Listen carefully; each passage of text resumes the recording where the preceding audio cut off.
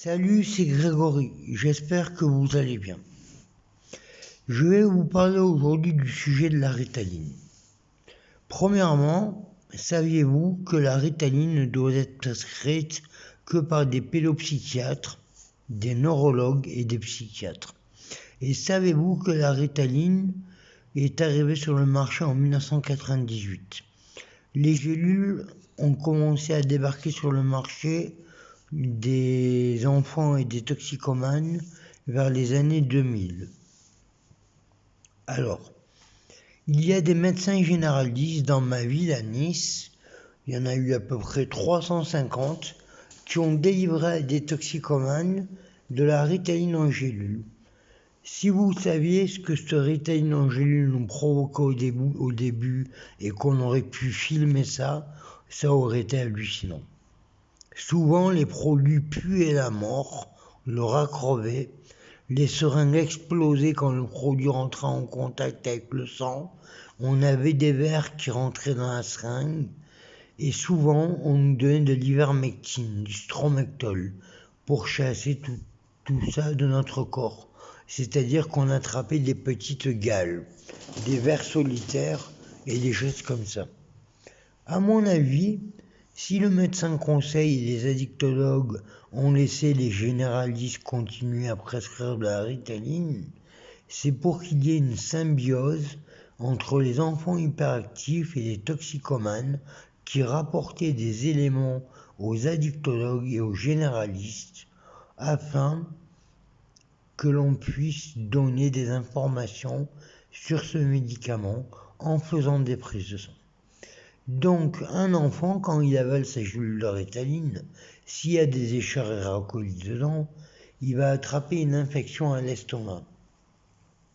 Il faut savoir que j'avais prévu une pandémie il y a 15 ans en arrière, quand mon frère de cœur m'avait dit « Grégory, la DST fait un travail sur toi ». Et oui, évidemment, je m'intéressais à la Ritaline de très près et je ne la prenais pas que pour le plaisir. Bref, c'est une chose.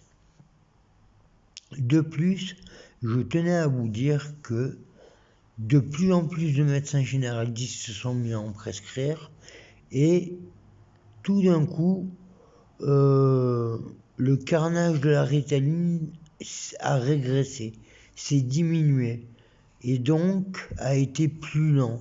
Les gales ont été moins percutantes, on attrapait moins souvent de saloperies.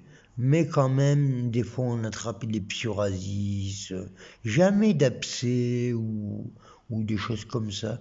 Plutôt des gales de peau, des mycoses de la lèvre. Et un jour, sur mon portable, j'avais reçu un texto. Attention, Ritaline et Concerta contiennent des staphylocoques. Surtout Concerta. Pourquoi ? Parce que certainement que les matières premières que détiennent Concerta, Casim et Medikinet sont fournis par le laboratoire Novartis qui fabrique la Ritaline. J'ai réussi à leur faire tirer la langue quand même au laboratoire Ritaline.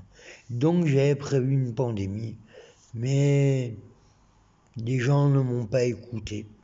Et les addictologues ont continué à laisser le médicament sous prescription par les généralistes.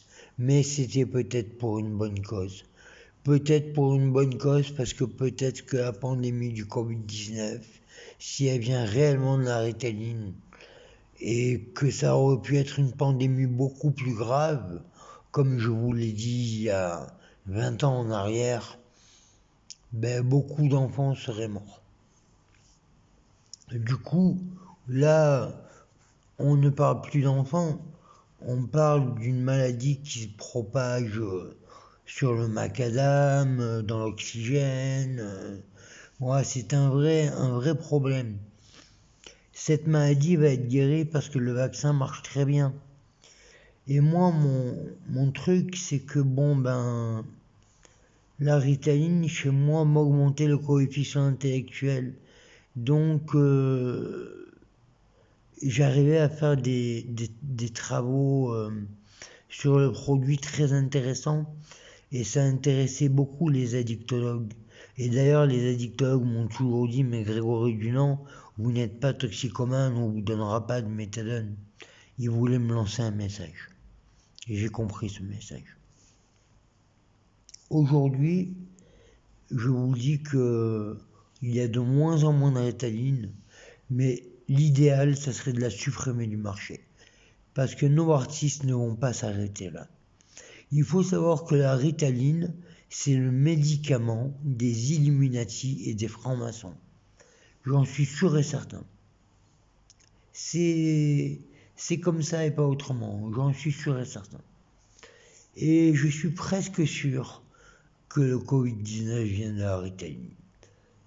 Peut-être je me trompe, mais en tous les cas, même si le Covid-19 ne vient pas de la Ritaline, parlons de la Ritaline et arrêtons de parler du Covid-19. La Ritaline aurait pu créer des pandémies atroces. Parce qu'il faut savoir qu'un toxicomane, quand il écrase ses microbilles de Ritaline, le petit Richard Héracoli qu'il y a dans la gélule, qui ressemble à une microbille, va être écrasé. Donc, va donner lieu à une autre forme de staphylocoque qui va bouffer un staphylocoque qui était déjà introduit dans la gélule. Donc, ça va provoquer une gale au moment de l'injection quand on va piquer sous la peau. Et c'est ce que nous disaient les médecins. Ce sont les injections, les points d'injection.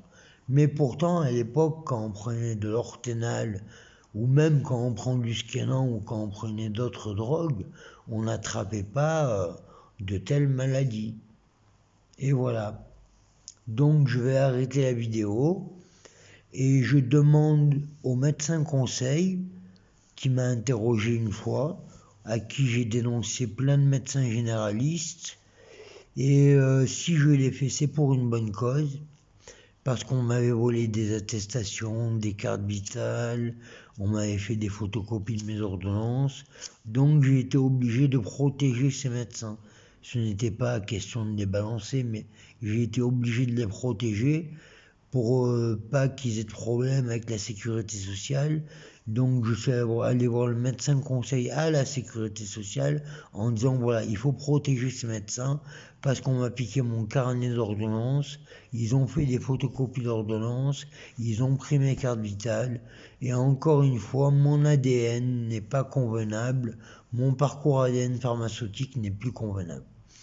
Mais comme je n'ai jamais triché avec les médecins, la sécu et les pharmaciens, mon ADN se redevenait toujours convenable, une fois les procès faits, une fois... Ouais. Voilà, c'est tout ce que je voulais vous dire ce soir.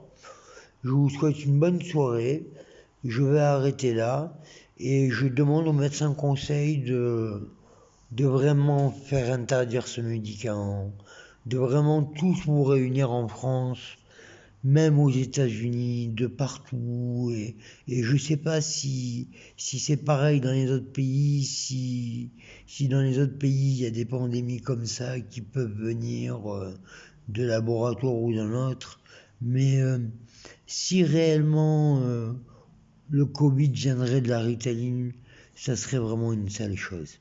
Ça serait vraiment pas clean. Parce que la Ritaline, à la base, c'est fait pour soigner les enfants. Et ce qu'on trouvait dans la Ritaline, ça soignait pas les enfants. Je suis désolé, quand j'ai attrapé le H1N1 et que je suis allé à la pharmacie du Soleil à Nice, à l'avenue de la Californie, et que le pharmacien m'a dit « Demain, je vous en donne une un peu plus propre », eh ben, je me suis dit « Mais lui, il est bizarre ». Et donc, ce qui s'est produit, c'est que quand on m'a amené à l'Archer pour une septicémie à Nid à staphylocoque, le docteur QA qui m'a opéré m'a dit quelles sont vos dernières volontés. Je lui ai dit, continuez à me donner de la Ritaline. Alors, il me disait que la Ritaline venait de la pharmacie du Soleil et qu'elle arrivait par le scooter d'un pharmacien qui les amenait à l'Archer. Non, c'est pas vrai. C'était de la Ritaline de l'Archer. Donc, je comprends pas. Voilà. Je vous remercie. Je vous souhaite une bonne soirée. Gardez mes éléments en main. Et surtout, si vous êtes toxicomane, sevrez-vous. Merci, au revoir.